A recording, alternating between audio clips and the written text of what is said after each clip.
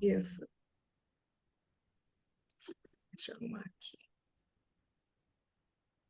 Então, boa tarde a todos, né? Bem-vindos ao Concerto de Poesia, esse concerto que já tem, eu tenho a impressão que já tem uns 20 anos, não? 15 anos, tá? Nem Camila? Presencial, né, já tem tudo isso, né? É tudo isso. Muitos anos. E online tem o tempo da pandemia. Foi quando nós tivemos que fechar o nosso espaço, né, na pandemia, viu, Nelson? E a gente teve que fechar o espaço do Instituto Que Estação essa, de Letras. que a essa altura são 4 anos, né? A A pandemia pandemia. tem 4 anos. E a Não é Estação pouca de coisa. Letras, viu, e Nelson, faz 30 anos, ano que vem. Vai ter uma festa, então todo mundo convidado, tá? Já começa a convidar desde agora, tá bom? Então, bem-vindos ao concerto. Esse concerto traz uma personalidade da literatura brasileira contemporânea, um escritor que trabalha muito pela nossa literatura. Ele é poeta, crítico literário, ele até já trabalhou com cinema, se não me engano. O Nuno vai apresentar melhor, tá? O Nelson já começou medicina, largou medicina, tem uma história e é um tradutor também de autores importantes da literatura mundial, né? Então, assim, é uma alegria, Nelson, te encontrar, te reencontrar, né? A alegria é minha. Né? Esse é um reencontro entre nós, né? E dizer que o IEL agradece, né? O Instituto Estação da Gente agradece a tua presença. Vou passar a palavra para o Nuno, nós já estamos atrasadinhos, então, Nuno, é com você aí, tá? Nuno caiu. De novo. Então, eu como fazemos com a queda do nosso comandante. Eu vou contar um pouco para, para quem está aqui, se é que alguém aqui ainda não conhece o concerto, eu acredito que todas. Ah, Márcia! Então, Márcia, esse concerto de poesia. Maria Eduarda também. A Maria Eduarda também? Maravilha! Então, esse concerto, né, ele nasceu, quer dizer, de uma ideia, né, que tinha que ter um espaço para um autor poder mostrar o seu trabalho, né? A ideia sempre foi que um autor, um poeta, né, importante para a poesia contemporânea ou contemporaníssima, né, trouxesse para nós, né, um pouco daquilo que ele, digamos, do seu trabalho da vida toda, tá? E por isso que nós chamamos de concerto, tá? Nós pedimos, quem está aqui está acostumado que o Nuno pede 15 poemas, 3 poemas, ele vai pedindo, o Nelson deve ter preparado isso. A gente pede que o autor mostre a sua poesia. Diferentemente desse tipo de trabalho em que uma pessoa lê, um poeta lê 2 poemas, o outro lê mais dois, a proposta do concerto é que vocês conheçam o poeta, né, a trajetória dele, né? Essa é a proposta do concerto, é mergulhar na obra de um poeta por ele mesmo. Então, nós pedimos sempre que ele selecione os poemas importantes da trajetória dele, dos livros dele, né? E então essa é a proposta do concerto, é de que nós conheçamos mais de uma forma mais profunda e em contato com o personagem, né? Com a personagem do poeta, tá? Sendo que nós temos aqui então o Nelson Asher, que abriu um tempo da vida dele para estar conosco. Embora a poesia, ele sempre abra todas as portas para a poesia, né, Nelson? Com Então, prazer. tá. Eu vou fazer o seguinte, já que o Nuno está com problemas, eu vou começar, né, fazendo aquela pergunta clássica, né? Quer dizer, qual é a importância, Nelson, da poesia na sua vida, não é? Como um todo, né? E e logo depois te pedir assim que leia pelo menos 3 poemas para nós, tá bom? Olha, é absolutamente central, como é que eu posso dizer? É através dela que eu me comunico com vivos e mortos. E quando eu falo de mortos, eu estou falando realmente, eu acredito que a arte em geral, música, as artes plásticas, até o cinema e seguramente a literatura e a poesia, são maneiras são as maneiras pelas quais pessoas que já morreram, não existem, ainda mantêm contato conosco. De certa maneira, quando nós lemos Lusíadas, ou lemos Romeu e Julieta, ou assistimos a Romeu e Julieta, nós estamos em contato com a inteligência de Camões, com a mente de Shakespeare. Aliás, o Borges tem um conto fantástico chamado A Mente de Shakespeare, justamente, né? E, e quando nós escrevemos a partir disso, ou enfim, quando a gente escreve de alguma maneira, estamos escrevendo não só para os vivos, como para eles também. Estamos homenageando a eles, mas estamos, de alguma maneira, dizendo: olha, nós estamos continuando o trabalho de vocês. Então, de alguma maneira, algo que não nos salva da morte, mas dá uma noção de transcendência, de que tem algo mais, né? Mesmo para quem, como eu, não é absolutamente religioso. É algo que dá a medida um pouco maior da grandeza do que é ser humano e do que é estar vivo. Uhum. Uma coisa que eu notei, assim, antes de você entrar com os poemas, viu, Nuno? Eu comecei, viu?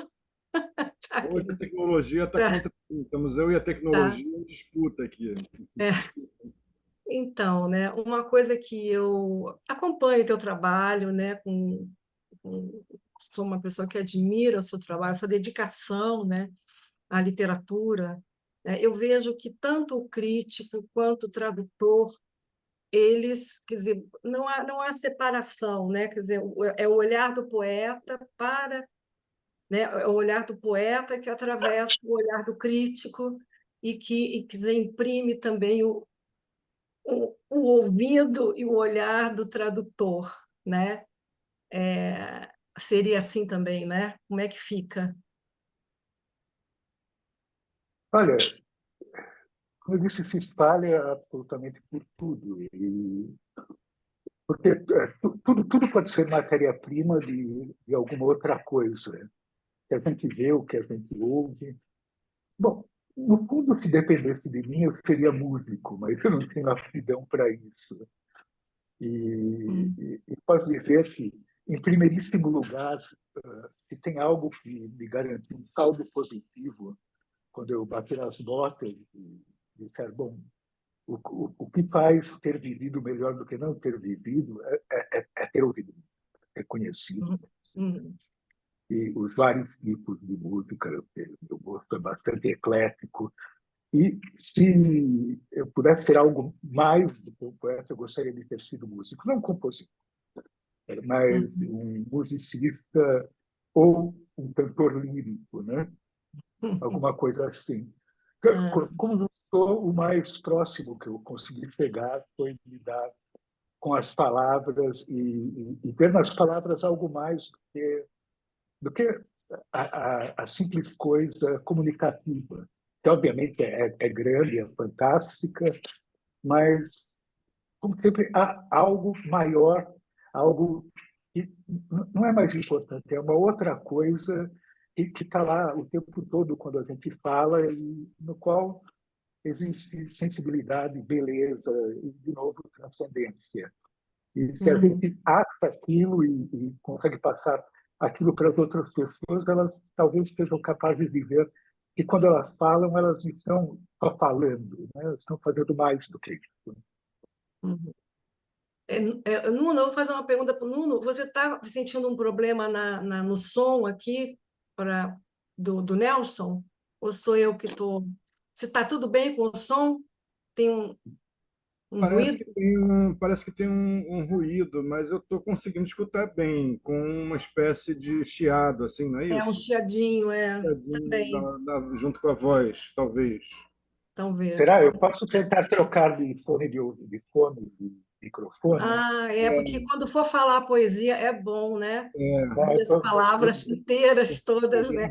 Na conversa está ótimo. A Vitória está dizendo, sim, tem ruído. Eu estava assim, querendo passar logo para a poesia, mas eu acho que é bom a gente ouvir com, né, um som legal, né? É, todo mundo falando sim. Vamos lá. Tá. Conseguiu entrar, né, no... Não, por último aqui, a minha filha passou e desconectou o fio que fica atrás da mesa aqui, tem uma passagem.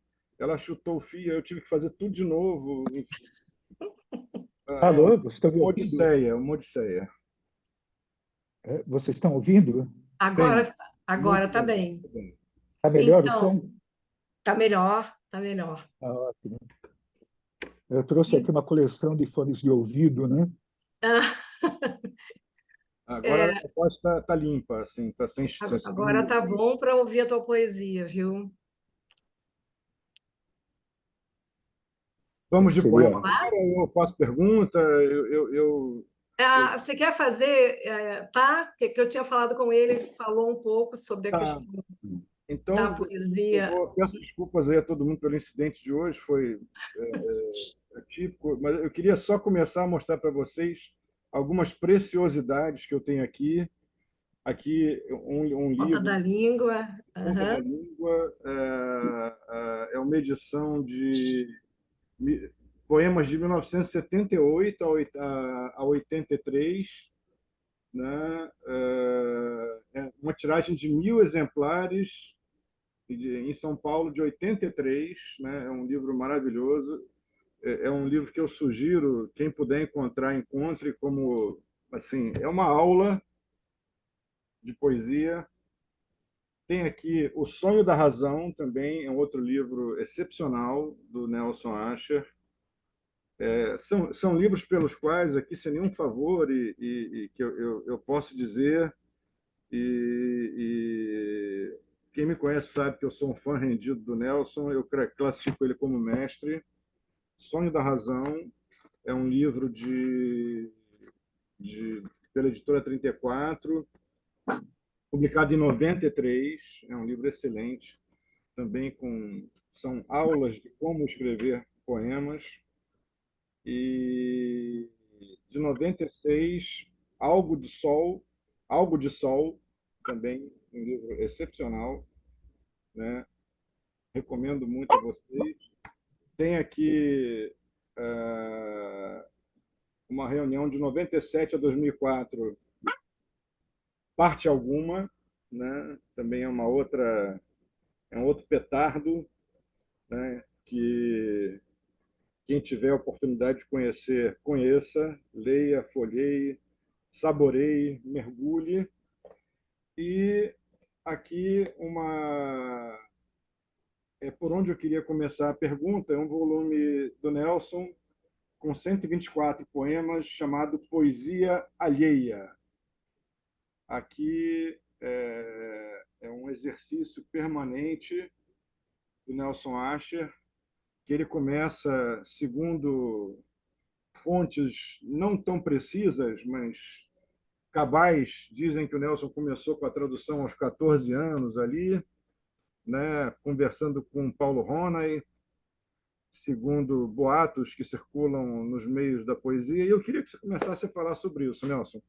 Parece que você começou, se não ao mesmo tempo, mas ou um pouco antes com a tradução e em seguida com a poesia, ou simultaneamente, ali pelos 14 anos, nas suas primeiras tentativas e acertos, e já com um pito do Paulo Rona, de certa forma, um severo. Conta essa história para gente. É o seguinte, eu sou filho de imigrantes. Meus pais eram húngaros, casaram na Hungria ainda. E, bom, eles aprenderam português no MUC, aqui não estudando nem nada, como imigrantes em geral. Em casa, a gente falava basicamente húngaro, mas também húngaro relativamente simplificado, húngaro da cozinha, etc. Então, obviamente, eu não tinha esse convívio com o português que as pessoas têm. O meu convívio com o português era com os amigos de bairro, de prédio, de escola. E, naquela época, as escolas também não davam muita bola para a literatura. Então, tinha esse problema e era a época do teste de múltipla escolha. Peguei isso do começo ao fim, praticamente, da escola. Então, tão pouco se escrevia muito. Então, eu já não tinha muito convívio com o português, as várias formas do português falado e escrito, nem em casa, nem muito na escola, e só com português coloquial, falado com amigos e tudo mais.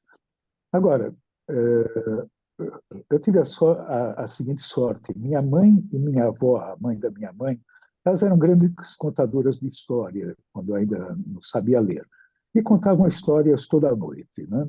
E quando elas não estavam com paciência, tempo, estavam cansadas, meu pai me contava histórias. Só que as histórias dele não eram aquelas histórias, contos de fada da Europa Central, mas eram as histórias da história, tipo A Loba de Roma, O Cavalo de Troia, Os 100 Dias de Napoleão, esse tipo de coisa. Quando eu comecei a ler, né, eles adotaram uma tática muito inteligente. Começavam a me contar uma história e quando eu perguntava, e aí, o que aconteceu? Aí eles me punham um livro na mão, né? Tá aí, né? Leia. E aí eu acabava lendo. Aí chegou um ponto, quando eu já estava lendo direito, que meu pai me levou para a livraria Melhoramentos, do Largo do Aroche. Aí me conduziu até a seção de literatura infantil e disse, escolha um livro, né? Eu fui lá, olhei um, olhei outro, abri aqui, abri ali. E aí, de repente, abri um livro de um autor que eu nem sabia quem era, não sabia quem era nenhum autor, nem sabia que livro era, e abri justamente numa página onde havia uma gravura. E a gravura era da Loba de Roma, com o Rômulo e Remo embaixo. Disse, é esse. E que livro era esse? A História do Mundo para as Crianças, do Monteiro Lobato. Eu li o livro 2, 3 vezes e aí fui atrás de toda a coleção. E por aí eu comecei a gostar de literatura. Aí passei a frequentar a Melhoramentos, li toda a coleção, obras célebres também. E com isso eu me aproximei totalmente da literatura e virei um leitor bastante voraz de prosa, né? Mas até aí nada de poesia. Acontece que na época que eu estava começando a ler, era a época da Jovem Guarda e de outras coisas tais, né? Era uma época de ouro da música popular, nos vários registros dela. Era a época dos festivais, era a época da banda do Chico Buarque, era a época do Roberto Carlos. Eu morava relativamente perto do teatro da Record, então me levaram lá para ver os shows da Jovem Guarda e, obviamente, eu sabia todas as letras, como meus amigos também sabiam. E a gente, com 8, 9 anos, cantarolava Alegria, Alegria. E esse foi meu primeiro contato com a poesia. E eu defendi isso até em mais de uma discussão, que nos anos 90 teve um simpósio com poetas da minha geração, um pouco mais velhos, um pouco mais novos. Todo mundo disse, não, eu comecei a me interessar por poesia com Vinícius, com Murilo Mendes, com Drummond, com Cabral, né? E quando chegou a minha vez de falar, eu disse, olha, todos nós nos interessamos por poesia. Então, tivemos o primeiro contato com as palavras organizadas em rima, metro e determinados temas pela música popular. Depois vieram os poetas. Eu não vou dizer que música popular e poesia sejam a mesma coisa, embora sejam aparentadas muito de perto. Mas, sabe, não tem. Quem quer que tenha chegado, tenha nascido nos anos 50 para cá, teve esse primeiro contato e ponto final, né? Então, foi meio por aí. Agora, quando eu cheguei na adolescência, aconteceram duas coisas curiosas. A primeira é que meus avós, quer dizer, a mãe da minha mãe e o padrasto da minha mãe, eles tinham livros em húngaro e recebiam um almanaque anual húngaro com as efemérides. Em 1973, foi o sesquicentenário do poeta nacional da Hungria, o Alexandre Petőfi, Sándor Petőfi, em húngaro, né?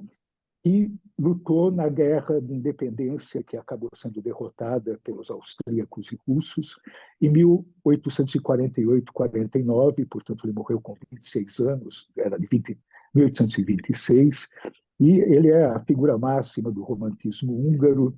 Ele foi que, com um poema patriótico, desencadeou a revolução contra os Habsburgos e tudo mais. E eram os 150 anos do nascimento dele. E esse almanaque vinha com o daguerreótipo dele na capa, tem alguns poemas. Quando com meus pais fomos visitar meus avós, minha mãe viu aquele almanaque, abriu e leu em voz alta alguns dos poemas do Petőfi. Eu que não sabia que húngaro tinha literatura, que aquilo era mais do que um dialeto de casa, fiquei fascinado com aquilo. E peguei e levei aquele almanaque para casa e comecei a traduzir. Nem sabia traduzir direito, não tinha dicionário, perguntava o que eram as palavras, né? E depois que eu fiz algumas traduções, meus pais mostraram para um amigo que era um intelectual exilado, que escrevia na imprensa húngara no exílio, que é o tipo de coisa que tinha na época, né? E ele sugeriu que eu mandasse para o Paulo Ronay, né? Agora, as traduções eram hiper incipientes, eu tinha 14 para 15 anos, só que o Ronay não sabia disso, né? E quando eu mandei, ele foi assim, hiper duro, e disse, não, você deve estudar mais, aprender, começar a traduzir prosa, etc. Né? E eu fiquei meio chateado, etc. Mas também não tinha entendido na hora que ele não sabia que eu era praticamente um adolescente e tudo mais. Mas ainda deu um certo tempo e fiz isso, quer dizer, não fui traduzir prosa, mas fui estudar mais versificação e todo o resto. E aí, finalmente, quando publiquei, em 5, 6 anos depois, algumas traduções que não estavam de todo ruins, tinham problemas, e mandei para ele, ele não foi muito mais generoso. Né? Aí eu fiquei meio irritado. Né? E tudo mais. Por exemplo, uma coisa que ele implicou é um poema que começa na minha tradução. Só deve ler meu verso quem já me conhece e me quer bem. Ele achou que a rima de quem com bem era uma rima ruim, não funcionava. Eu, até hoje acho que funciona, né? Mas aí deu mais uns 2, 3 anos e eu publiquei no folhetim uns 3, 4 poemas de um poeta que foi morto pelos alemães na Segunda Guerra e que tinha sido amigo dele. E isso o deixou comovido, ele gostou das traduções e me mandou um telegrama assim, elogiando, etc. E a partir daí ficamos amigos, né? Tanto que quando eu fiz uma pequena antologia de poesia húngara em 1990, ele mesmo prefaciou. Mas nessa mesma época que eu descobri que existia poesia em húngaro, né, e depois, obviamente, me pus a traduzir poesia de outras línguas, um amigo meu, enfim, a gente estava passeando pelo Centrão, entramos na Melhoramentos, e ele disse, deixa eu te mostrar uma coisa, né?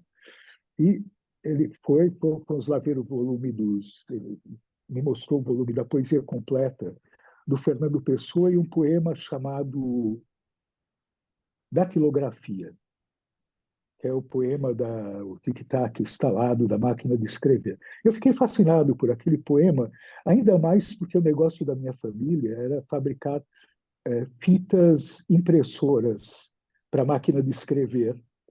Então, aquilo era muito próximo, né? E, enfim, né, eu basicamente comecei a economizar o dinheiro do lanche na escola, voltar da escola a pé, em vez de pegar o ônibus, e economizei 2 meses disso e comprei o volume da Aguilar, do Fernando Pessoa, e me pus a ler aquilo. Frequentemente sem saber, não sabia que tinha uma diferença entre português do Brasil e português de Portugal, então, no autopsicografia, nem sabia o que era comboio, né? Este comboio de corda, né? Que se chama o Que se coração. chama o coração. E por aí comecei a tentar fazer algumas coisas, mas só acho que comecei a acertar a mão um pouquinho anos depois, uns 4, 5 anos depois, por aí. Então, Nelson, fala 3 poemas para a gente começar a adentrar, como é que se diz? Afinar os nossos ouvidos aqui com seus poemas. Então, Você, talvez o primeiro poema, um poema curtinho que eu acho que funcionou e que é de 78, se chama simplesmente Meu Verso. E é: meu verso a fio, navalha velha, dias a fio. E se me espelha, mas não me fio, é só desguelha.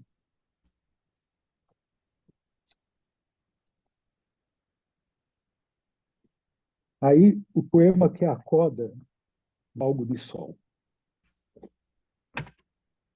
que se chama Orfeu e Eurídice.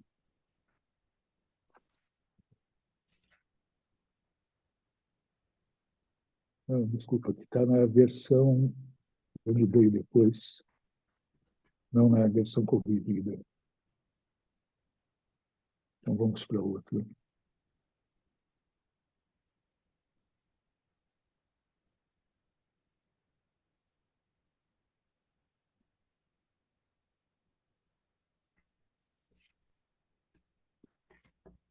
ele está aqui. Ah, então vamos lá. Todo poema se perdeu, estava em meus neurônios antes, tão logo foi, poucos instantes atrás escrito, ou converteu-se em variação menos do seu tema que de outros semelhantes, no desenlace ao dos amantes mais arquetípicos.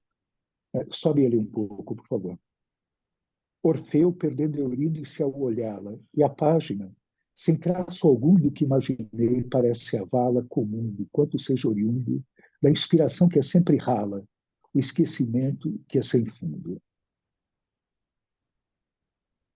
Por alguma razão, ele veio nessa edição como uma errata.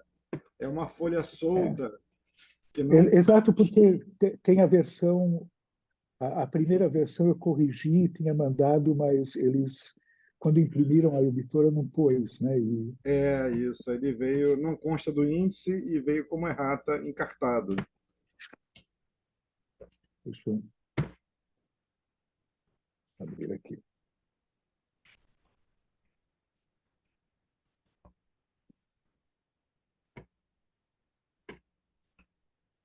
Ah, e o poema que eu fiz para quando morreu a gata de uma amiga minha, a Inês Ossec Depré, que é tradutora de Guimarães Rosa e de outros para o francês. E para o português ela traduziu Jacques Lacan, que se chama Elegiazinha, em memória a Nikita, a gata da Inês. Gatos não morrem de verdade, eles apenas se reintegram ao ronronar da eternidade. Gatos jamais morrem de fato. Suas almas saem de fininho à caça da alma de algum rato. Gatos não morrem. Sua fictícia morte não passa de uma espécie mais refinada de preguiça. Gatos não morrem. Rumo a um nível mais alto, eles, de galho em galho, sobem numa árvore invisível. Gatos não morrem. Mais preciso, se partem, é dizer que foram rasgar sofás no paraíso e dormirão lá depois do ônus de 7 bem vividas vidas, seus 7 merecidos sonos. Nelson, eu vou falar aqui vou reproduzir uma declaração do Arthur Nestrovsky sobre sua poesia. O Nestrovsky fala a respeito do sonho da razão, né? Mas a presença de construções dessa ordem vai além do mero encantamento das formas. E deve-se dizer que Nelson Asher é um dos maiores, se não o mais virtuoso da nova poesia brasileira. Seus sonetos são verdadeiros tours de force, conduzidos com majestade e ironia em doses iguais. As formas livres não são menos afiadas e ele é um grande mestre da logopeia, ou poema como jogo de pensamento. Continuando aquela conversa, sem perder o fio da meada da sua fala anterior, quando você começou a conversar com o Fernando Pessoa,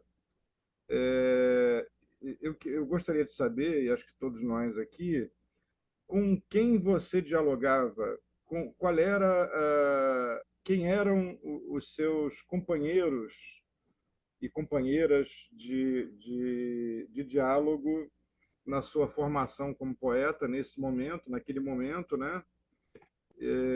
E como é que você foi construindo essa voz, a maneira como o Arthur Nestrovsky descreve aqui tão bem? Durante anos, o meu amigo, poeta e tradutor mais próximo foi um paulista chamado Aldo Fortes, que faleceu, um pouco mais velho do que eu, que faleceu há alguns poucos anos. Eu, como vários outros, fazia um tour semanal pelo centrão de São Paulo, aquela área entre a Praça da República e o Teatro Municipal, onde ficavam as livrarias e as lojas de disco. A Brasiliense, a Guatapará, a Triângulo, as livrarias, e a Breno Rossi, Bruno Blois e outras lojas de disco. Muito mais para namorar o que tinha e, ocasionalmente, depois de economizar um tempo, comprar, né? do que para ir lá e comprar. Mas eu normalmente ia no sábado, mas às vezes ia durante a semana. No sábado, eu acordava, saía de casa, parava no meio do caminho na General Jardim com a Cesário Mota, onde tinha tinha um café, uma confeitaria italiana, de italianos de Alexandria, e ficava lá talvez a primeira máquina de café do bairro, né? Aqui eu tenho que adiantar que nisso eu sou 200% húngaro, né? Os húngaros são os maiores bebedores de café do universo. E eu arrisco dizer que os húngaros são os introdutores do café na Europa, no Ocidente, porque dizem que foram os austríacos, mas não é verdade. A Hungria foi ocupada há 150 anos pelos turcos, de 1526 a 1680 ou 90. E os húngaros levaram para a Hungria o consumo do café e enfim, as lojas, as cafeterias, né? Aí, quando os turcos foram expulsos pelos austríacos e poloneses, os húngaros mantiveram esse costume e passaram adiante para o Ocidente. Meu pai, antes de desenvolver uma úlcera, ele tomava mais de 20 cafezinhos por dia e foi um dos inauguradores da primeira máquina de café de São Paulo, lá por meados dos anos 50, na Massadoro, também no Centrão, né? Mas, enfim, eu ia para o Centrão, mas antes parava, tomava um café expresso e ia ver os livros e discos. Em geral, passava 2 horas nas lojas de discos, ouvindo 20, 30 discos sem comprar nenhum, né? Até que o proprietário um dia ficou irritado com eu não comprar nenhum e me pôs para fora, né? Mas depois voltou a me receber muito bem, né?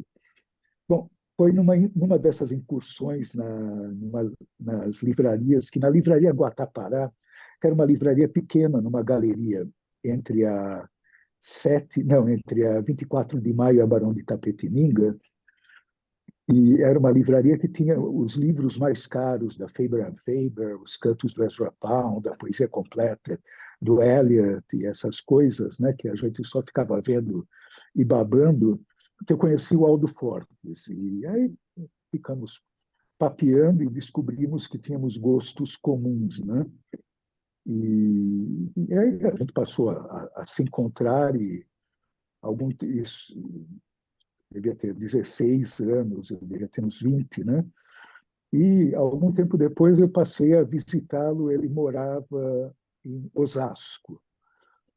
Ele era gerente de uma madeireira e ele era muito amigo do Augusto de Campos, me apresentou Augusto de Campos, a quem eu passei a frequentar também por causa do seguinte: o François Villon tinha sido um poeta muito popular na Hungria, em umas traduções livres, nos anos 30, na juventude dos meus pais. Eles falavam muito do Villon, mas eu não tinha acesso àquelas traduções, e em português não tinha nada traduzido dele. Até que naquele volume, o ABC da Literatura do Ezra Pound, eu topei com a tradução da Balada dos Enforcados do Augusto. Eu fiquei fascinado. Aquela tradução, eu disse, isso é um grande poema, né? Não sei como é o original. E aí li outras traduções dele, boa parte, a maior parte estava esgotada ou só tinha saído em jornal. Mas eu disse, não, aqui tem uma coisa de tradução e eu quero conhecer melhor as traduções dele, e por isso fui atrás e também de uma maneira interesseira, querendo conseguir cópias das traduções e dos livros, né? E aí também fui conhecer os poetas que circulavam por lá, Duda Machado, o Antônio Risério e gente dessa época, né? E gente, enfim, também embora eu tivesse começado a fazer medicina e depois fosse fazer GV, também frequentava como ouvinte aulas de inglês, russo e francês em letras da USP, né? Onde também fui conhecer vários dos professores e onde eu conheci, entre outros, o Boris Schneiderman, né? Que eu passei a frequentar até que começamos aí a traduzir alguns poemas em conjunto. Entre eles, sobretudo, o Brodsky, de quem a gente publicou uma pequena antologia em 96, e o Pushkin, que a gente publicou, quer dizer, ele, os contos e eu com ele os poemas pela 34. Então, assim, bastante gente, né? Era um meio bastante. Era bastante interessante na época, porque, sobretudo, a gente discutia poesia e literatura. Tento lembrar, minha memória Era está meio heterogêneo, avara, né? Mas bastante gente. mas era um meio heterogêneo, né? Assim, não era essa turma que você Era o falou. Cláudio Willer. Cláudio Willer. Aham. O Cláudio É uma Willer turma era um. diversificada, né? Assim, não tem um pensamento exatamente coincidente, são Não, pensamentos, não, de né? modo algum. A gente brigava, mas brigava numa boa, né? Uhum, A gente discordava, mas discordava sem mágoa nem nada. uhum, E, por outro lado, tinha coisas que eram absolutamente comuns, né? Como a MPB era comum uhum. a todos. Cinema, mesmo tendo Também. divergências, etc., todo mundo era chegado em cinema. Então, eu lembro que quando apareceu Blade Runner, estava todo mundo mais ou menos fascinado, né? Um ou outro não gostavam, né? Não gostaram, mas, no geral, foi uma experiência comum. Bom, não posso esquecer que depois que eu terminei a GV, eu fiz o curso de comunicação e semiótica da USP, onde também conheci bastante gente, e sobretudo dessa área de crítica, etc. E, de novo, pessoal bem interessante, bem instigante. Era uma época de bastante discussão teórica, poética, e, enfim, realmente se discutiam os temas, por que esse poema é bom, por que aquele. Se discutia muito o formalismo russo e a poesia russa da época de ouro do século XX. Outros eram vidrados pelo surrealismo. É um pouco diferente de agora, onde a gente tem um nível de produção muito grande, né? Mas E pouca discussão. um debate estreito, né? Mas Nelson, fala aí mais uns três poemas para gente, para nós continuarmos aí no rumo dessa prosa aí que está boa. Olha, deixa eu fazer o seguinte, eu queria mostrar um pouco como a criação de alguns poemas meus funciona, ou como nascem, né? Então, É ótimo. e quão próximo está a tradução disso, né? A tradução da criação do poema. Então, eu vou ler duas traduções e o poema que vem disso. E uma delas é um poema, quando a gente estava trabalhando no Pushkin, o Boris e eu, né? Nós traduzimos um pequeno poema do Pushkin chamado Dois Corpos. E o poema é assim. Desculpa, deixa eu molhar a gorja, né? Umidificar.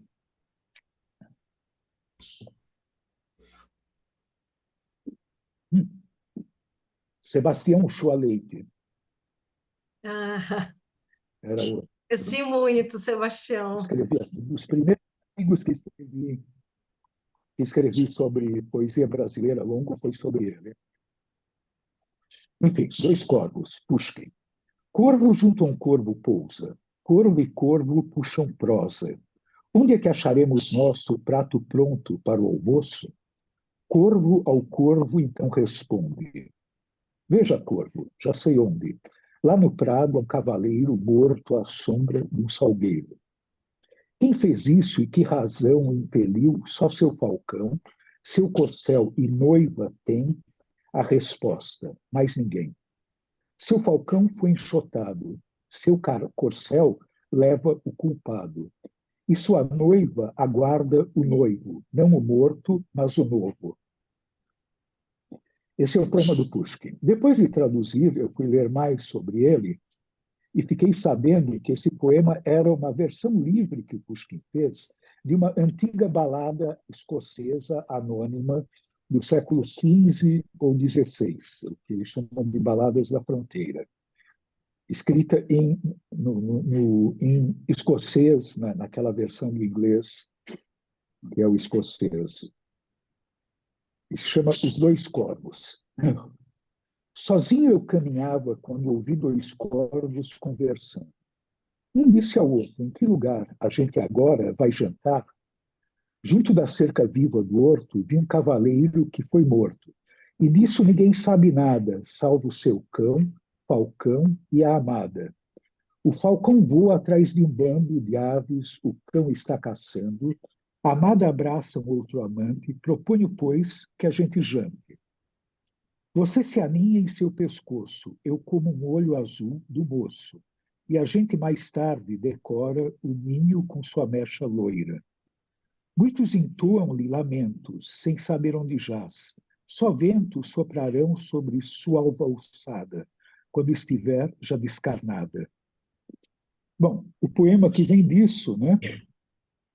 A minha adaptação brasileira, se chama Os Dois Urubus. Um urubu que jururu avoa com outro urubu lhe diz: Compadre, quer de um rango mais suculento que calango? O outro urubu diz ao primeiro: Há poucas horas, companheiro, eu vi um pessoal que na caatinga, perto daqui, morreu à míngua, após comer tudo que segue, uma asa branca e o próprio jegue, além de uma cadela feia que lhe chamavam de baleia.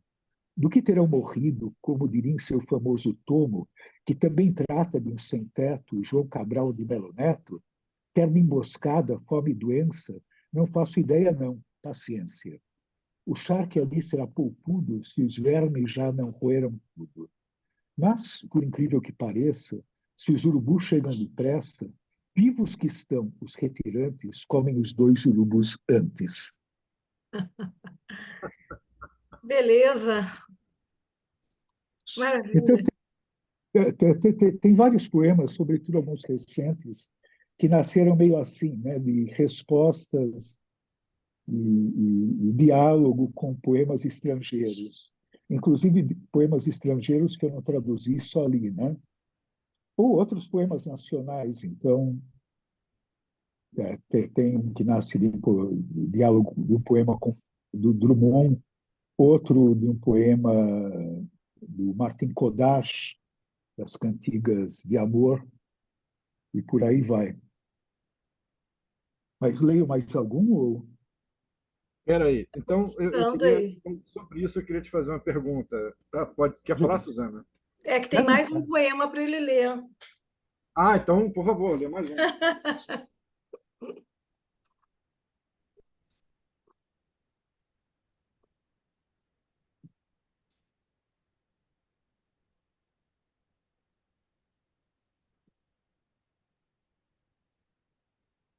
é a minha homenagem à Bossa Nova, que afinal de contas é fundamental, e para mim o Vinícius se tornou um poeta fundamental.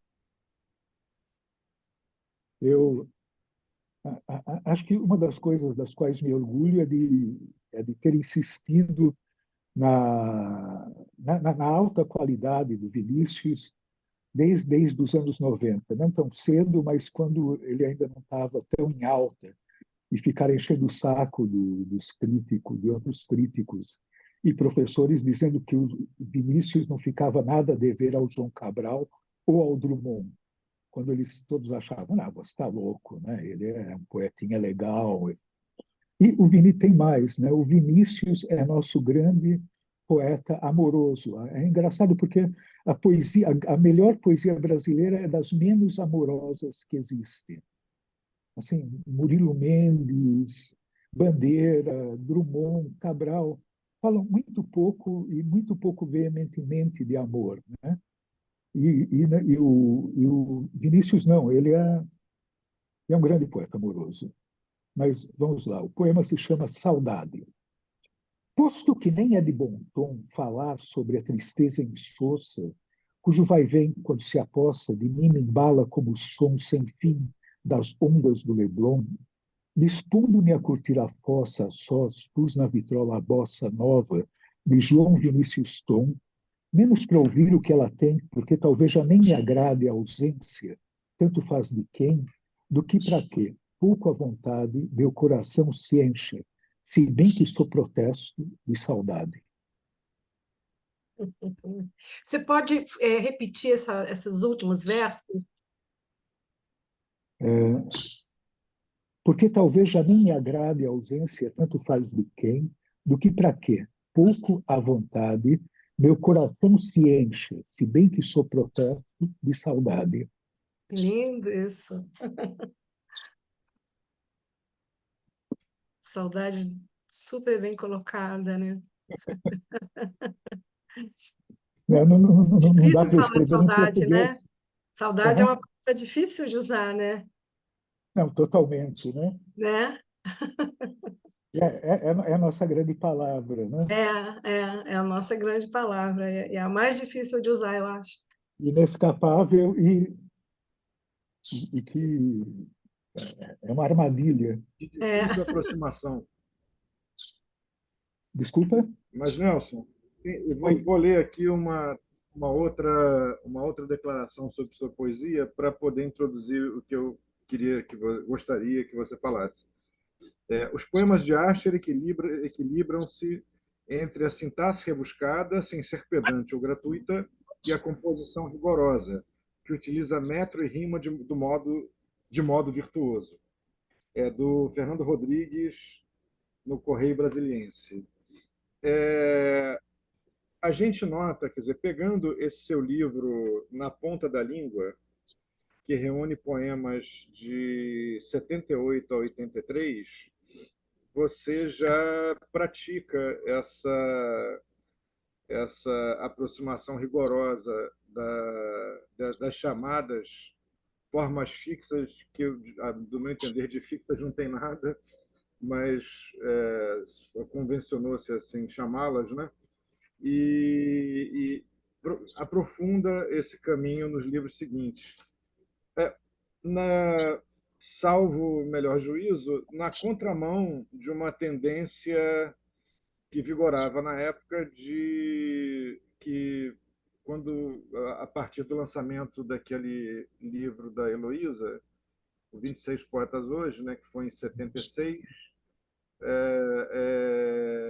praticou-se uma poesia, já se praticava, basicamente, com um centro de força no Rio de Janeiro, né, mas não só, uma poesia muito ligada a um instante e a falta de e nisso não vai nenhum demérito a essa poesia, né? Mas uma falta de vinculação à forma, de atenção à forma como um dos eixos principais. Como é que você era um ponto fora da curva naquele momento? Como é que você elaborou o pensamento que embasa essa forma de produção? E depois fale 3 poemas para a gente. Bom, eu acho que como eu cheguei a isso foi realmente primeiro das minhas primeiras leituras, né? Que primeiro Fernando Pessoa, tudo bem, né? Álvaro de Campos, que se a gente pensar bem é o heterônimo mais interessante, escreve a maior parte em forma livre, Walt Whitmaniana, embora tenha composições sobre o opiário, né? Mas o primeiro Pessoa que me pegou foi o Pessoa ortônimo, o Pessoa lá do autopsicografia e todo o resto. E o segundo poeta foi João Cabral, que é formal, embora seja de uma forma totalmente livre, né? Ele é de uma forma fechada livre, essa contradição de que a metrificação dele é regularmente irregular ou irregularmente irregular. As rimas dele são toantes e quase não rimas, né? E aí, em seguida, me veio Augusto dos Anjos, graças a uma peça que eu fui ver no Teatro Tuto Escobar sobre a vida dele, chamado Augusto dos Anjos, poeta e cidadão brasileiro. E, além de ser, basicamente, quase tudo que ele escreveu soneto, que me chamou, sobretudo, a atenção foi o uso da proparoxítona. Eu me apaixonei pela proparoxítona, talvez pelo eco do húngaro, né? Que húngaro é uma língua curiosa. O húngaro é o oposto do francês. Enquanto no francês a tônica cai sempre na última sílaba, ou pouco antes da quase última, quando é feminino, né? Em todo caso, a última sílaba inteira. No húngaro é o contrário. No húngaro a coisa cai na primeira sílaba, né? Por mais extensa que seja, mais longa que seja a palavra, é impossível. Lehetetlen.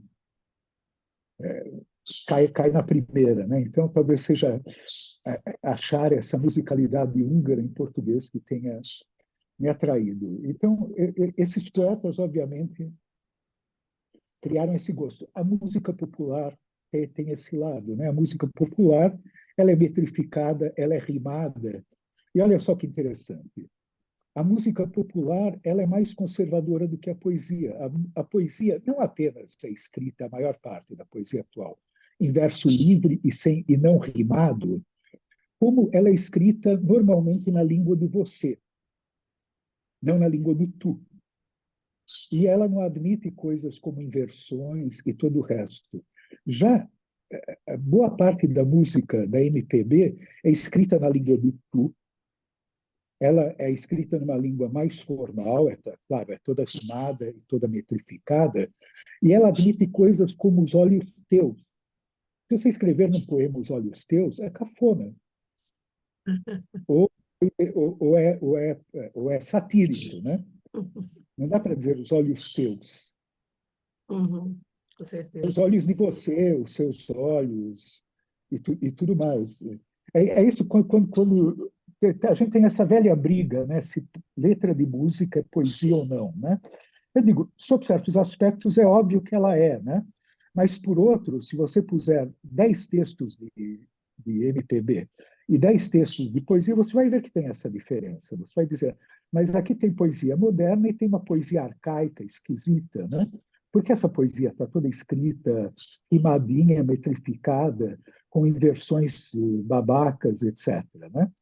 E aquilo só se explica porque aquilo é feito para bater com a composição, com a música, com o ritmo, e porque pertence a uma outra tradição, né? Mas, em todo caso, de novo, o eco da música popular e essa aspiração a ser, de alguma maneira, musical. Mas tem um outro lado, olha só. Se a gente pensar, a primeira geração modernista brasileira, a primeira geração a escrever poesia moderna e modernista, que não são necessariamente a mesma coisa, ou seja, Oswald de Andrade, Mário de Andrade, Raul Bopp, Luiz Aranha e também os jovens Drummond, Vinícius de Moraes, Murilo Mendes e, na mesma época, o Manuel Bandeira, por algum tempo, eles todos, durante os anos 20 e boa parte dos anos 30, só escreveram em verso livre não rimado. Para eles, a correspondência entre poesia moderna, modernista e verso livre não rimado era absoluta, certo? Não havia. Pega o primeiro volume, alguma poesia, né, do Drummond, não tem verso metrificado, rimado.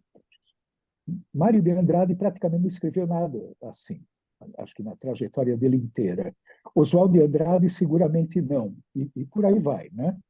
Até que chegou um determinado ponto, e, quer dizer, então eles negavam tudo que era forma antiga, balada, soneto, oitava rima, etc., era sinônimo de poesia obsoleta, antiga, velha, que não pode mais ser, né? Que não tem mais lugar. Aí, em 1937, Vinícius de Moraes chega e escreve um soneto em alexandrino, alexandrinos. Alô? Vocês estão me ouvindo ainda? Estão ouvindo, sim. Estamos ouvindo, estamos ouvindo. Não, porque parece que a carga dessa droga acabou de terminar, né? Quando Não, vocês não estiverem me tá, ouvindo, acenda. E, e escreveu um soneto em alexandrinos, e, enfim, todo rimado, chamado Soneto da Intimidade, que ele diz, nos dias de fazenda, muito azul demais, e termina dizendo, e nós Adoro. todos, animais sem comoção nenhuma, mijamos todos numa festa de espuma. Esse soneto, eu creio, ou tenho quase certeza, é uma paráfrase, ou enfim, uma tradução muito livre da Oraison du Soir, Oração da Tarde, do Rimbaud, onde que também termina com ele mijando lá sobre os heliotrópicos, que são os girassóis, e tudo mais. E com isso ele provou que você pode, sim, escrever sonetos modernistas e que você pode reclamar, retomar todas as formas clássicas sem deixar de ser moderno. E isso não aconteceu só aqui, isso aconteceu no modernismo tcheco, isso aconteceu no modernismo inglês, onde, depois da geração do Pound e do Eliot, veio a geração do Auden, que passou a escrever em todas as formas antigas, poesia moderna. Isso aconteceu no modernismo húngaro e por aí vai. Então, quer dizer, de certa maneira, como eu cheguei um pouco mais tarde do que a geração dos 26 poetas hoje, né? De certa maneira, eu estava me revoltando não contra o João Cabral, como eles estavam se revoltando, mas eu estava um pouco me revoltando também contra eles, o que é meio natural, né? Assim como eu não estava me revoltando tanto contra a geração dos meus pais, como contra a geração intermediária, que era a geração de Woodstock, ou a geração do Pasquim, dado que eu já era uns 10 anos mais novo do que eles. Então, acho que isso vem um pouco por aí, né?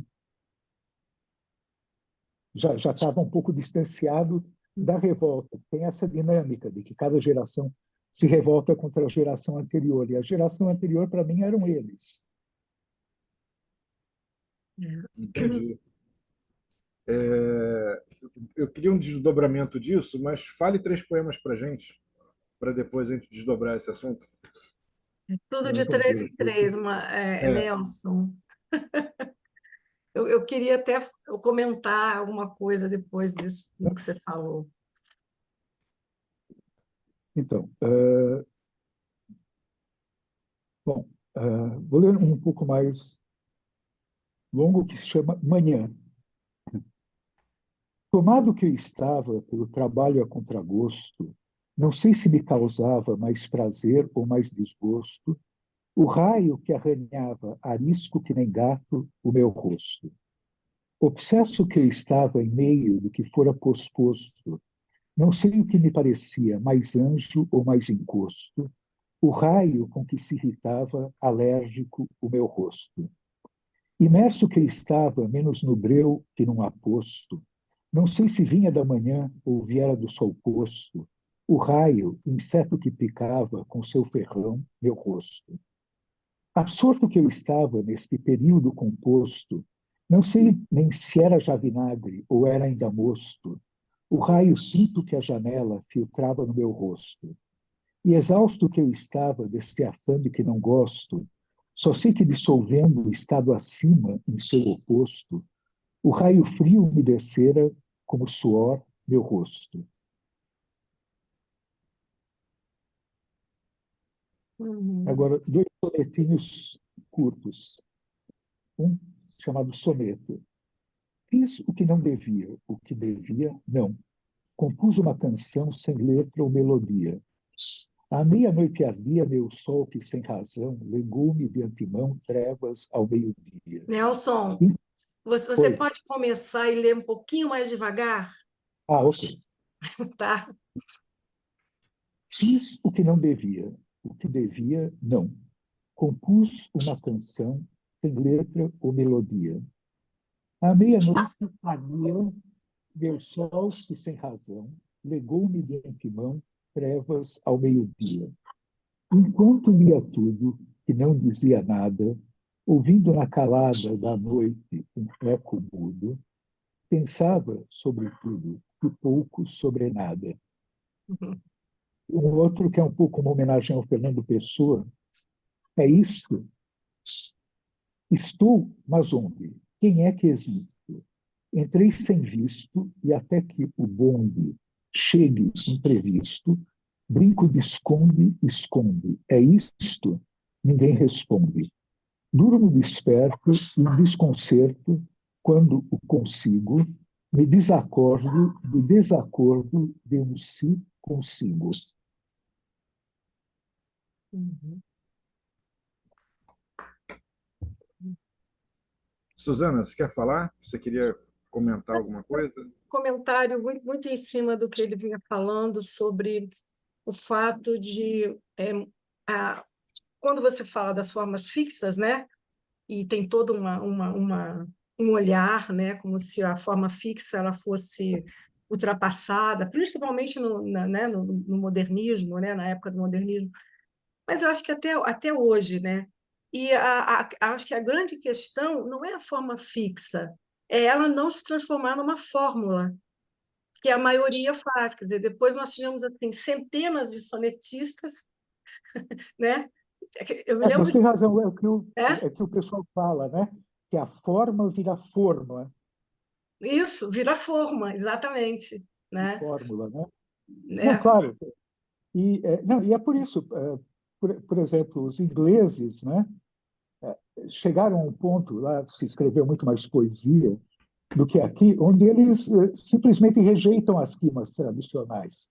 Quer dizer, todas as quimas possíveis tradicionais já foram usadas 10.000 vezes. Bright light, might, fight, né?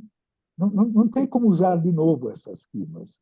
Então, eles começaram a usar o que eles chamam de semi-rimas, coisa tipo cabralino mesmo, né? Uhum, uhum, O Cabral está inteiramente certo. A versificação tradicional praticamente vira repetição, eco, as rimas tradicionais. Eu aqui e ali tentei também usar rimas meio diferentes, né? Acho que um poeminha, onde está? Está no Algo de Som, um poeminha chamado Hölderlin.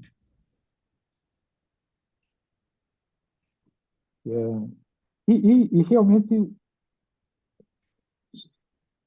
frequentemente também não rimo, né? Até, gente, como é que... Página 35. É aqui, 35, tá certo.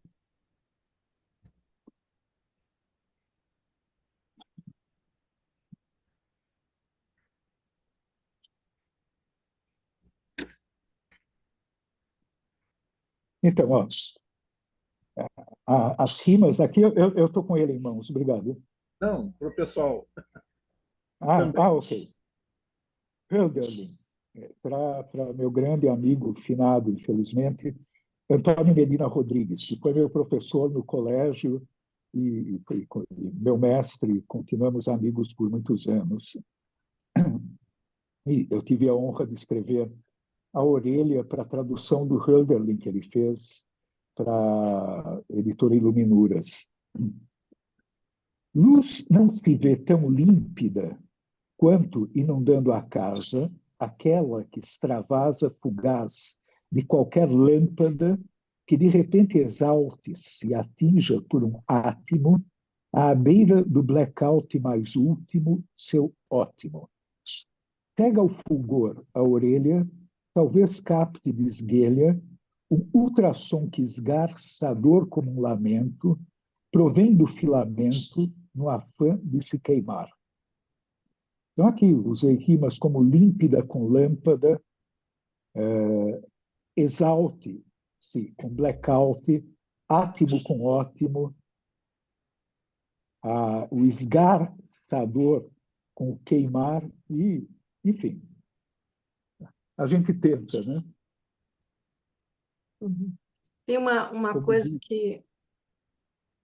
Não, eu tava sim, sim. pensando também comigo, assim, como leitora, né, de poesia, né? É, eu até, quer dizer, é uma coisa que a gente repara quando você tem rimas, né, pobres e rimas óbvias e tudo, mas às vezes, né, você, inclusive nos grandes poetas, né, eu penso assim, como eu trabalho com oficina de poesia, eu penso que quando o que o poeta está dizendo é muito importante, você não percebe o peso da rima óbvia. Eu vejo Assim, isso em quase todos os poetas, né? Não é que eles nunca façam. Então, eu sempre digo para os meus alunos, né, das oficinas, né, só, olha, gente, realmente evitar, não é? O amor com a dor, aquelas coisas que sempre eles chegam com muita, com esse tipo de, olha, ah, você tem mas, 100% de razão. né? Olha Quando é só, muito importante o que se diz, né? Você vê, inclusive, às vezes, numa Emily Dickinson, por exemplo, você vê, né? Muitas vezes nem todas as rimas são preciosas, né? Nada, e de repente o que ela diz, o que se diz, né? É mais, não se percebe, na verdade, você nem escuta, né? eu digo mais, o grande exemplo disso é Fernando Pessoa. Sim, sim, A fatura do verso do Pessoa nem sempre é de alta qualidade. é, As rimas, a metrificação dele, mas as ideias, os conceitos dele de são tão legais imagens, que a gente é, não presta atenção não é. naquilo. E eu digo, e tem tantos planos, né? A começar pela invenção dos poetas, Uhum, dos heterônimos, né? é, Que tem tanta coisa, isso é uma ninharia, né? uhum, Tem, exatamente. tem poemas mais bem feitos, poemas não tão bem feitos. Se a gente for comparar poema por poema, a fatura do poema é melhor no Drummond. Assim, o Drummond tem um nível médio da qualidade de cada linha, de cada verso, melhor do que o do Fernando Pessoa. Mas, enquanto um poeta total, o Fernando Pessoa ainda é maior, porque realmente ele cria um universo É, inteiro que o Drummond cria. uhum, E outro caso disso, né, é o Poeta em Construção, do Vinícius de Moraes. No Poeta em Construção, ele pega uma balada, tipo violão de rua, onde o demônio, que é o empresário capitalista burguês, vai tentar o Jesus Cristo, que é o operário, vai tentar comprá-lo, e o operário diz não, né? Quer dizer, é uma ideia tão ruim, tão barata, né? tão assim de novo, de violão de rua, de doutrinação, assim, baratíssima e tudo mais, né? Não é uma esquerda refinada, é uma esquerda bem chulé, né? Exato. E isso numa balada e com rima tudo então. E, no entanto, ele consegue fazer daquilo uma coisa fantasticamente boa, pelos torneios de frase, pelas ideias, pelo conceito, pela construção, etc., que te deixa a impressão de que ele escolheu, enquanto o Cabral vai lá e escolhe os materiais mais nobres, a seca, a pedra, o gume da faca e tudo mais, né, para fazer o poema, ele disse, não, agora eu vou escolher o que tem de pior, né? A É. rima em a balada, a parábola cristã aplicada à luta de classes e tudo mais, e vou fazer uma coisa legal com isso, né? Nelson, eu lembrei de um poema do Drummond, Na curva dolorosa dos 50, derrapei nesse amor, que dor. Aí ele, né, é uma coisa, quer Tá dizer, bom, é aí, amor e dor, cara, mas é tão maravilhoso a forma, né, como ele derrapa, né, é, até visualmente ele derrapa, né? Ele está derrapando na rima, inclusive. Que É dor, metalinguístico. que Ele pétala derrapa com sensível. uma rima horrível e fica bonito. É. É a contradição. Nelson, fala mais três poemas para a gente, porque o que eu queria falar agora vai emendar uma prosa, mas a gente queria ouvir poemas antes. E ele Tá mudo, tá mudo, tá sem tá sem som. som.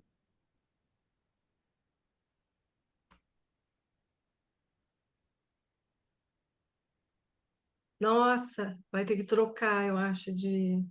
É, tá sem som. É. Agora silenciou. Não, tá mudo, tá mudo.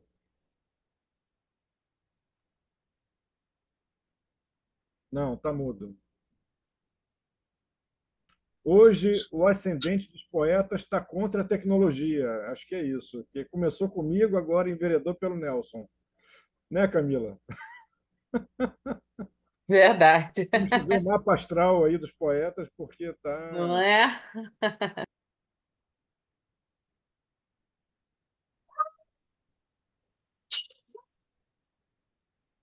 Hoje engarrafou, né? Assim.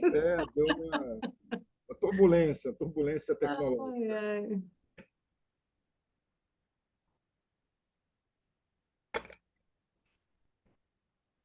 Vamos nessa, assim.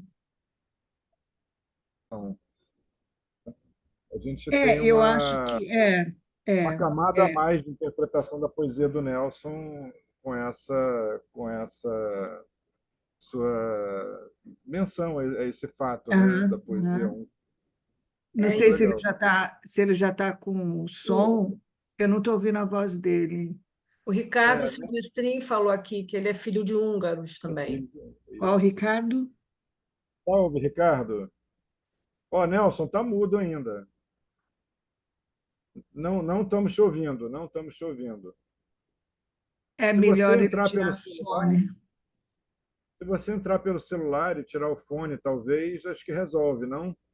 Ele já está no celular, iPhone dele. Ah, é iPhone, é verdade. Ele já está. Aham. Mas é isso. E o Paulo Rony, ele Vamos falar Pode? aqui. Vamos embora. É, Vamos a embora. muito propósito dessa tradição dos poetas não falarem de amor, vou ler um poema do Nelson chamado Amor, que é muito interessante. O olhar desapropria a forma alheia, o ouvido sequestra a voz alheia, o olfato rapta o odor alheio, o paladar rouba o sabor alheio, o tato furta a carne alheia, ou seja, a própria. Reduz o olhar alheio do visto em outro, ecoa o ouvido alheio um outro, recende o olfato alheio a um outro, sabe a um outro o paladar alheio, tateia o tato alheio um outro, ou seja, o mesmo. Hum. O interessante Muito assim, interessante. uma das coisas da poesia do Nelson que sempre me capturou foi do primeiro verso ao último verso, ele constrói todo um pensamento a respeito do tema que ele está discorrendo. E esse pensamento, às vezes, ele vai pela via de uma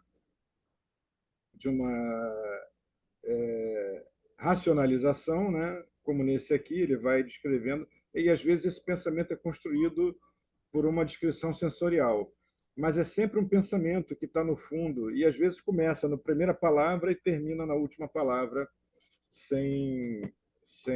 quase sem interrupção, né? É. Suzana? Vamos lá. Deixa eu ler, eu estava aqui tentando. Algo de escuro. Hoje é meu turno de compor algo de escuro, mais que preto, que seja em seu negror perfeito a negação de toda a cor. E tenha, além disto, um sabor inesquecivelmente abjeto, como o sabor de um grande inseto numa feijoada ou coisa pior. Quero também que este soneto seja maçante, que o leitor sinta-o no estômago, no peito, no cérebro, que nem torpor, e o aprenda a contragosto, feito qualquer canção ruim, de cor. Vocês estão me ouvindo agora? Agora estamos. Agora Ah, estamos. Estamos, agora tudo certo. Tudo certinho. Mas estávamos aqui numa prosa animada sobre a sua poesia, sobre as traduções, enfim. A gente, eu tive que Suzana, desconectar o telefone e reconectá-lo. Deixa eu ver se agora essa porra isso funciona. a Suzana Spiri, né? Não sei como se fala o sobrenome, Suzana. É, Deu uma Spirit. Em importante. húngaro é Spiri, em Spiri. português é Spiri mesmo. Deu uma importante contribuição aqui para a Josana, gente. Josana Spirit. Ah, falou excelente, Suzana, belíssimo sotaque. Certinho, Ah, Suzana Spiri, igen, nagyon jó. legal, querida. Então,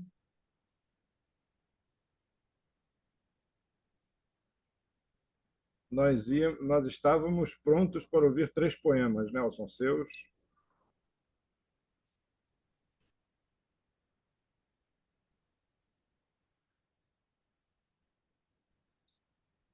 Ele coloca o fone de ouvido e ele acaba perdendo o som. Alô? Então, agora Tá sim, bom, Nelson, sem fone de estou ouvido. ouvindo.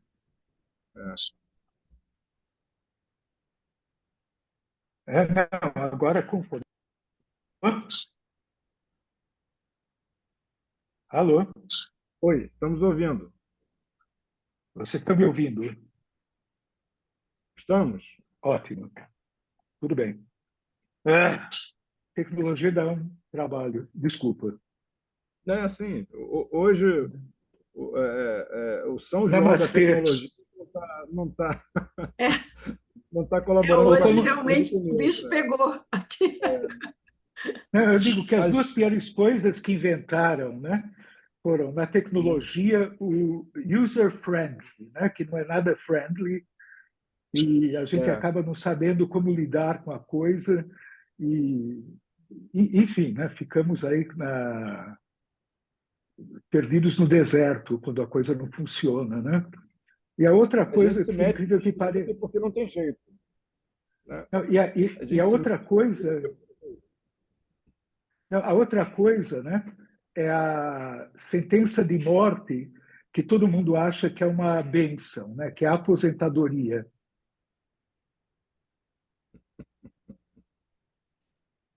é Assim, isso. se você quer parar de trabalhar, tudo bem, né?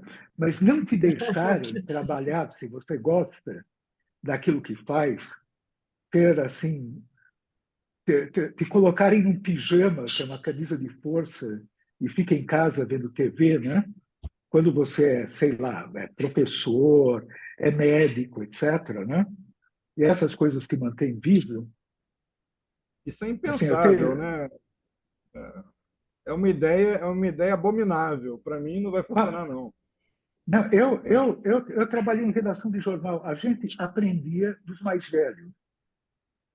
Desde que não tem gente mais velha em redação de jornal, não tem mais jornal. É isso, é. Pois é. E Exatamente. quanta coisa, médico aprende do médico mais velho. Um amigo meu que é médico, amigo que eu topo sempre no café aqui do lado de casa, né? O pai dele também médico, gastro. Morreu com 100 anos, trabalhando. Se tivesse parado de trabalhar, teria morrido com 80, 75. Não, e possivelmente ensinando aos pares, né, mais novos, Claro, ele trabalhando, passando conhecimento. Enfim, claro, o cara viu de imagina tudo, o né? conhecimento acumulado que essa pessoa tinha, né? De É uma época uma de coisa. grandes dificuldades tecnológicas, né? Hoje não tinha exames visuais, não tinha, né, ultrassonografia, não tinha nada, ele tinha que dar o Nada, diagnóstico para nada. contar, né? Não, e tem mais, o cara sabe como se virar se faltar energia elétrica, né? Exatamente, Então, exatamente. eu lembro Mas, que tinha. Nelson, fale três Oi, poemas bom, para a gente seguir naquele papo, então. sim, três.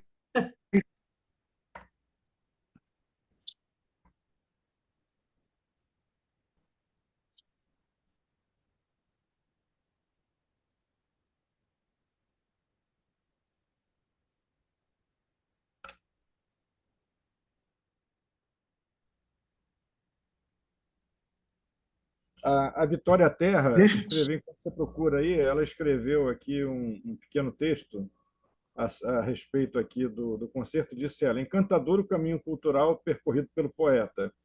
Sem dúvida, o berço em que foi conduzido o apoiou particularmente nesse dom. A educação é, sem dúvida, fundamental para uma produção literária de valor. Há em Nelson Asher um arquivo extraordinário de conhecimento, experiências e vivências construídas com fundamentos no velho mundo. Isso, penso, dá ao poeta uma liberdade diferenciada para escrever seus versos. eu ainda acho que uma parte substancial, talvez a maior da educação, tem que ser em casa. Eu digo, não que não tenha que ter escola, professores empenhados e tudo mais, mas nada disso dispensa os pais, né? Não tem assim, pai, eu coloquei numa boa escola e vire-se, né?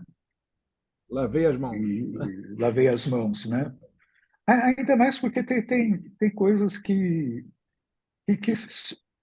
só passam informalmente. Como é que era dirigir um Cinca Chambord, né? Isso parece que é nada, né? Mas, sei lá, como era o trânsito no Rio de Janeiro nos anos 60, né? Isso, de novo, parece que não é nada, mas se você for ser um romancista, de repente isso é muito importante. Isso pode ser tudo. Nós temos Mas, aqui, tínhamos, ela deve ter caído. Tínhamos uma romancista aqui na sala, a Márcia. Márcia, Márcia Prime, mas acho que ela caiu agora. Ela estava aqui ah, até agora. esperemos que volte. Pois é. Deixa eu começar lendo uma tradução, que essa ficou bastante conhecida por motivos não meus, né? Mas, em todo caso, que é do Weston Hugh Auden, o Blues Fúnebre. Detenham-se os relógios. Bom, ficou célebre porque foi dita no filme Quatro Casamentos e um Funeral. Detenham-se os relógios, cale o telefone, jogue-se um osso para o cão não ladrar mais, faça um silêncio os pianos e o tambor sancione, o féretro que sai com seu cortejo atrás. Aviões acima, circulando em alvoroço, escrevam contra o céu anúncio. Ele morreu. Pombas de luto ostentem crepe no pescoço, e os guardas ponham luvas negras como breu. Meu norte e sul ele era, leste e oeste, tanto meus dias úteis quanto meu fim de semana. Meu meio-dia e meia-noite, fala e canto. Julguei o amor eterno, quem o faz se engana. Apaguem cada estrela, joguem o sol fora, ponham de lado a lua, isto já não me agrada. Tirem o mar daqui, mandem o bosque embora, pois doravante tudo dará sempre em nada. Engraçado é que você mudou, né? A Ah, tradução que eu sim, tenho na minha. Você essa eu alterou já essa fiz, tradução. essa eu fiz a toque de caixa para ilustrada, né? Tinha me pedido assim Hum. no meio-dia para fazer até às 5 da tarde. Aí, bom, trabalhar em jornal, né? Isso Mas já é fantástico. abre. O poema é Obrigado, viu? maravilhoso e a tradução. Sim, sim, e é um poema que ele baniu, né, da edição das obras completas, né, que ele virou meio carola, né? Hum. Então as coisas mais, vamos mais para ver. Essa sua tradução eu publiquei sei lá, antes da pandemia ou durante a pandemia, não sei, no meu Instagram, porque o poema e a tradução são tão marcantes que tá lá, eu botei lá, fiz uma Não, não, publicação. isso É no maravilhoso. mundo inteiro fizeram edições extra do Oder, né, só para publicar esse poema. Virou, é incrível o que o cinema também é capaz de fazer, né? Com aqui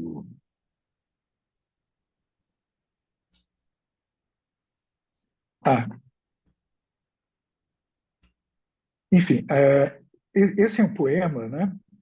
E que nem os dois urubus vem de um outro poema, vem do poema do Horácio, que é o poema 30, o último poema do livro 3 de Odes dele, onde ele se celebra dizendo que construiu para si mesmo um monumento que será mais perene do que o bronze e mais duradouro do que as pirâmides do Egito.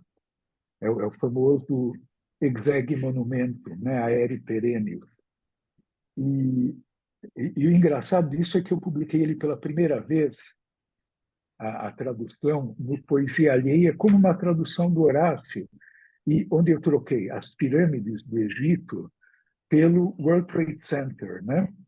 Acontece que alguns anos depois, né, o Poesia Alheia foi publicado em 98, em 2001, realmente o World Trade Center caiu, foi derrubado, né? Aí um, Então eu republiquei como poema meu no Parque Alguma, né? Mudando para o Empire State Building, né? Provando que realmente, pelo menos, o meu poema tinha sido mais duradouro do que o World Trade Center. Então está aqui, né? O Exeg Monumentum, no versão o Parque Alguma. Exeg Monumentum. Ergui para mim, mais alto que Empire State Building, menos biodegradável mesmo que o urânio, um monumento que a chuva ácida e leso, imune à inversão térmica, não tem turnover nem sairá de moda nunca.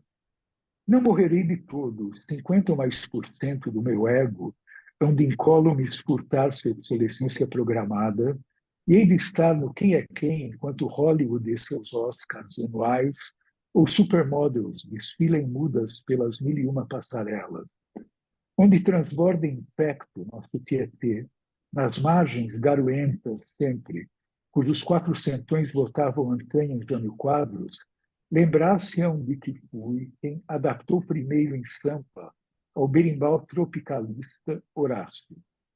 Acredita-me tais méritos e põe, durante este ano fiscal, a Academia Sueca em minha conta a grana do Nobel. você mudou muito também em É, relação a essa versão aqui. bom, Tá bastante alterada em relação a essa. fazer o quê, Isso né? A tá gente vai mudando um né? pouquinho. Isso é ótimo. É, o, deixa eu ver qual. Ah, esse daqui.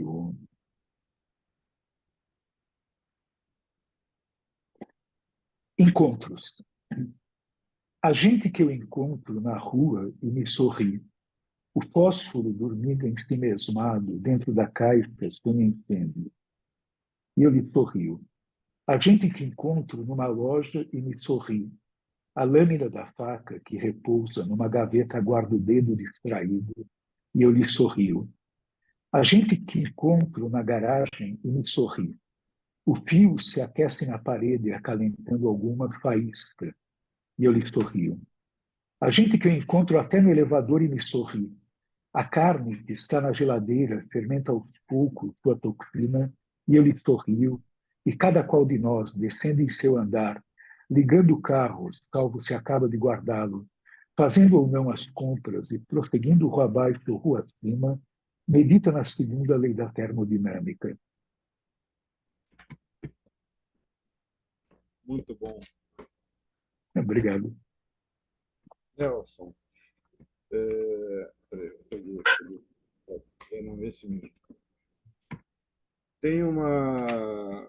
Seguindo a tradição do que eu comecei a fazer, vou falar aqui também uma declaração do Sequin, do Antônio Carlos Sequin, sobre a sua poesia, feita em 93, né? O que de pronto se assinala no autor é que, além de fazer poesia, o que muitos supõem que fazem, ele também sabe escrever versos, optando sempre por soluções mais complexas, mas nem por isso inacessíveis ou restritas a meia dúzia de iniciados.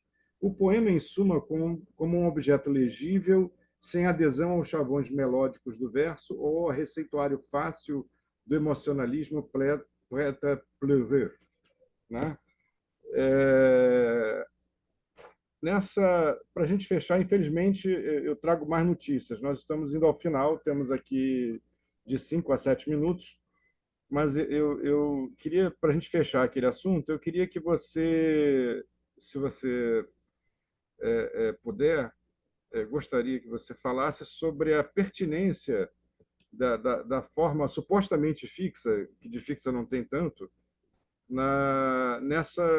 nesse período que uns chamam de tardomodernidade, outros de pós-modernidade, enfim, esse momento que a gente vive tão conturbado mas que nós conseguimos eliminar certos,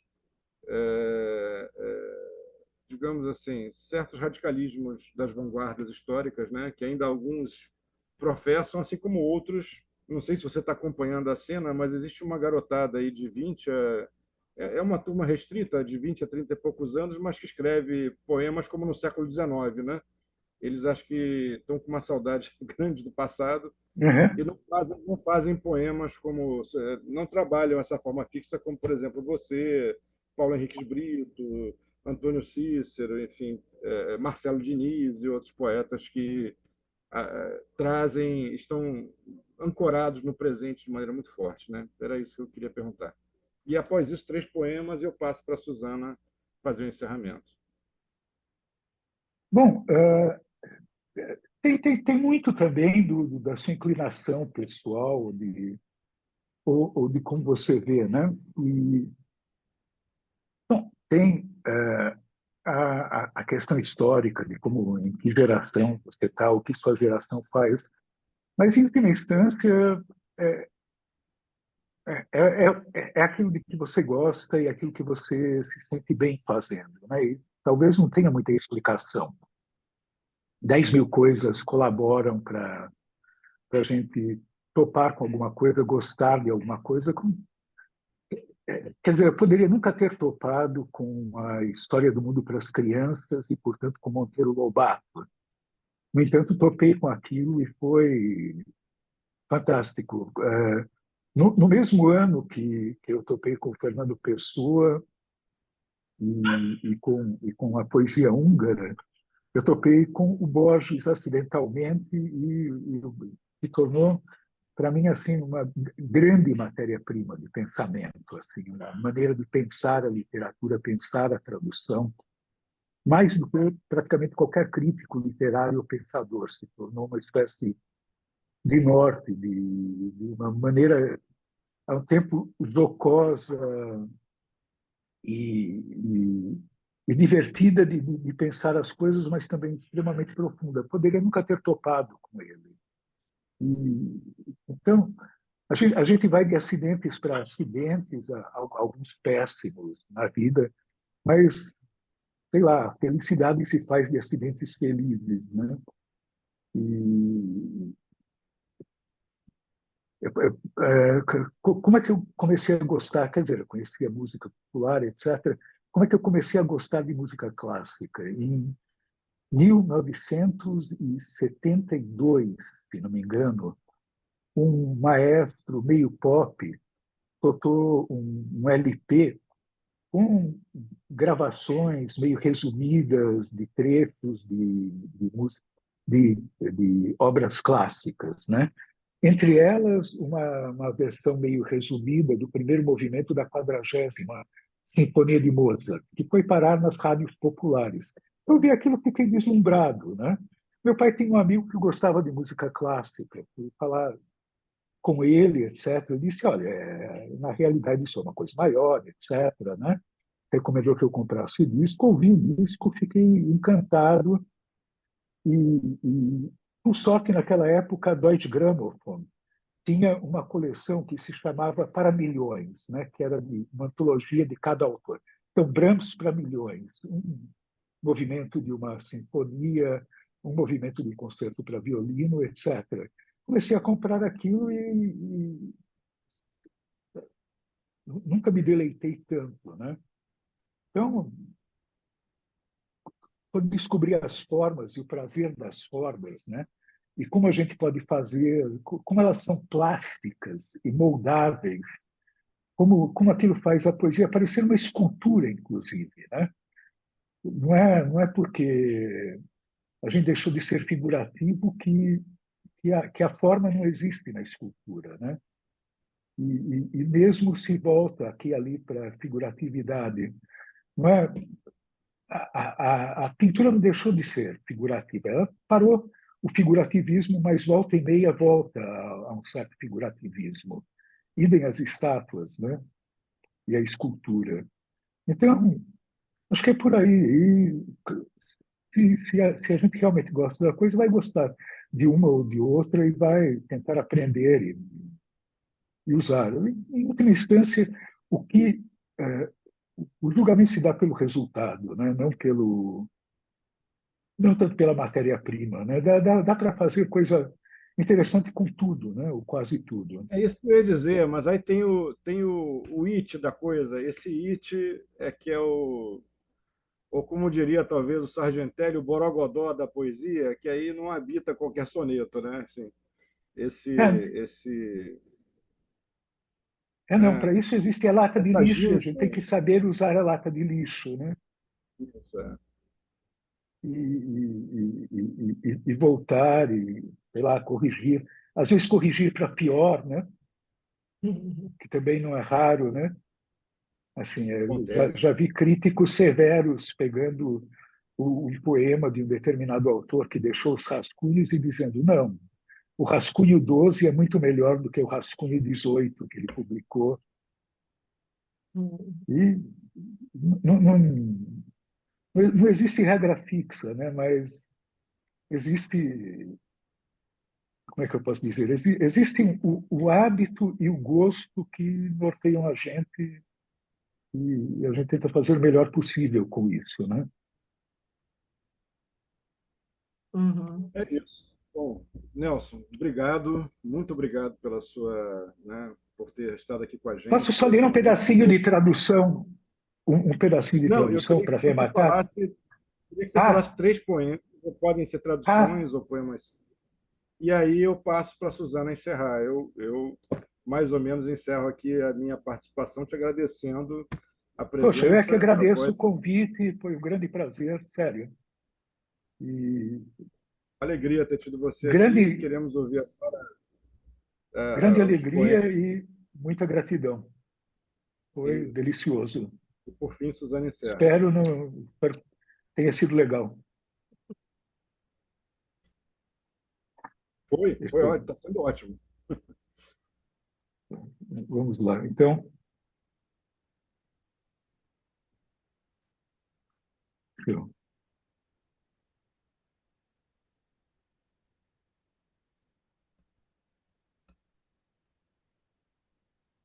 Bom, eu gosto desse poema, não é necessariamente muito simpático, mas, bom, quem não passou pela experiência de discutir com amigos ou nem tão amigos e ir fazendo concessões na discussão? Não, tudo bem, eu entendo o seu ponto de vista, e não adianta, a pessoa é irredutível, né? Não quer te ouvir, é cabeça dura e tudo mais. Eu acho que todo mundo já passou por essa experiência, né? E você vai recuando, dando razão, etc. Mas ouça, tente ouvir o outro ponto de vista, né? Eu acho que todo mundo já passou por isso, né? E então é meio sobre essa experiência esse poema. Espero ter conseguido resumir um pouco. Se chama Pensando Bem. Pensando bem, malgrado termos chegado sobre o assunto em pauta a pontos de vista não opostos, é claro, mas de certo distintos, mesmo assim eu fundamentalmente concordo com você.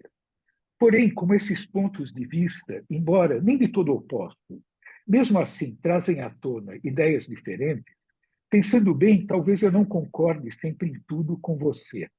Aliás, dado que nossos pontos de vista envolvem ideias não de todo, é claro, diferentes, pensando bem, discordo assim mesmo, nem sempre, nem necessariamente em tudo de você.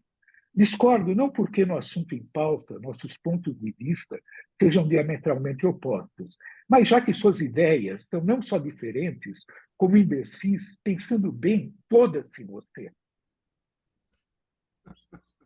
Essa, Sensacional. É, aí, que eu fiz para a morte de um poeta húngaro, que eu conheci rapidamente, de quem gostava muito, o György Petri. Se chama Outono. A cada dia que passa, mais secas há mais folhas no chão. E a cada dia que passa, diz-se mais tarde, se é que ainda se diz, bom dia a cada dia que passa. E diz-se cada vez mais que o vento, cada vez mais intenso, obstrui o pasto, boa tarde mais cedo. Cada vez mais, menos intenso atrás de nuvens, cada vez mais negras, há cada vez menos sol. E a cada dia que passa, cada vez há mais antes, ou seja, há menos depois. E a cada dia mais curto que passa, cada dia mais rápido, tudo que há, boa noite, é mais noite. uau! E o que eu queria ler, uns, no 2023, 2003, 2004, comecei a traduzir o Tao Te Ching, né, o livro que chamam o livro da via e da virtude, né, do Lao Tse, o Lao Tzu. Não que eu saiba chinês, mas eu tinha uma versão que explica praticamente ideograma por ideograma e traduz assim, e 20, 30 traduções para o inglês, 10 para o francês, espanhol, italiano, etc. É uma penca, e trabalhando com esse material, enfim, acabei traduzindo dos 81 capítulos, que são pequenos poemas, no fundo, uns 13 ou 14. Né? Então, vou ler aqui o último dos. E a minha ideia era traduzir dentro do comprimento. Ele é conhecido como o livro das 5.000 palavras. Né? A minha ideia era traduzir assim e manter toda a ambiguidade, né, que parece que há no chinês e que eles explicam como é que é. Então, esse é o último poema. Né? Aliás, o nome que eu dei, né, é que eu havia, né, o tal, eu traduzi como rota, ainda mais que dentro da palavra rota está a palavra tal. E o Tao Te Ching é uma coisa que usa conceitos muito ligados à realidade material. Então, por exemplo, ele compara o que vai pelo caminho com a água. É uma coisa central, uma metáfora central, né? E o que ele chama de virtude, né, é basicamente seguir o caminho da água, né, como ela vai. É isso que é virtude, é a simplicidade, etc. Então, a virtude eu traduzi por retidão. Aí tem a rota. Então, bom, um livro sobre a rota é o quê? É um roteiro. Então, o Tao Te Ching eu traduzi como roteiro da retidão. Então, esse é o último poema do roteiro da retidão. E ficou assim: verdades desagradam, inverdades agradam. O certo é inconvincente, o convincente é incerto. O culto não ostenta, o ostentador é inculto. Quem sabe não o oculta, quanto mais doe, mais tem e repartindo habita. A rota celestial traz dita, não desdita. Quem rota afora sabe, conduz-se sem atrito. Uhum. Muito bom.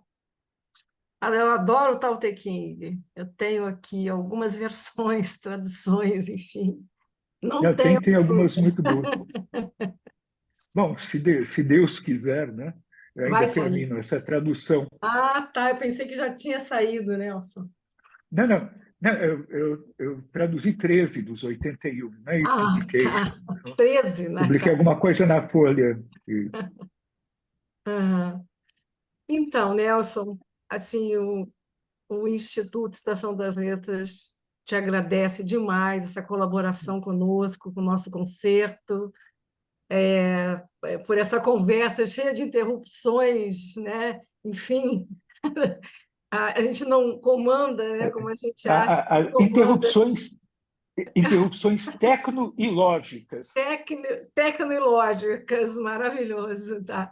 Agradeço também a presença de todos, tá? E eu queria terminar com um poema do Nelson para ele, tá bom?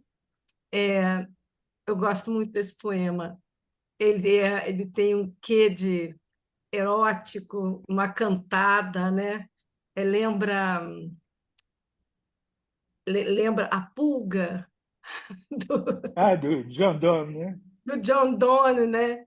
Nota esta pulga e nota através dela, né? Então ele lembra um pouco isso, né? Código Morse. Se indagas como assim, sei que no fundo atrai-te. Peraí. Se indagas como assim, sei que no fundo atrai-te mais que o de Sherry Height, o relatório Kinsey. E quanto ao nosso encaixe, que anseio, não me dói declarar que a Sigmund Freud prefiro Wilhelm Reich. Só para que me entendas melhor, só para que me entendas melhor, deixa-me dentro das zonas mais pudendas expor meu argumento, com dedos a mucosa do teu botão de rosa. Muito bom. Obrigado pela leitura. Ele tem muitos enjambments, né? Então acaba que você tem que ler muitas vezes, né? E eu decidi agora ler, então eu não treinei. Tá? Não, Legal. e o botão de rosa É também muito bom. vem do Cidadão Kane, né? Uhum. Ele diz Rosebud, né? Ele morre Rosebud, botão de rosa. Rosebud, e aí no filme eles Eu não disfarçam. reparei que vem disso, mas Ah, achei. sim, não, claro, não, nem tem como Não, chegar lá, né? Mas não tem. Você que, né, teve aquela coisa quando criou. Então, muito obrigada, viu? A Bom, vocês deixa eu todos, agradecer. Obrigado fala. enfim, pelo convite, pela gentileza, pela paciência e obrigado a todo mundo que ouviu, que acompanhou. De novo, pela paciência também e espero ter dito uma outra coisa interessante ou útil enfim, bom, obrigado. A gente, eu digo, a gente escreve e ninguém tem nenhuma obrigação de nos ler, de gostar, etc.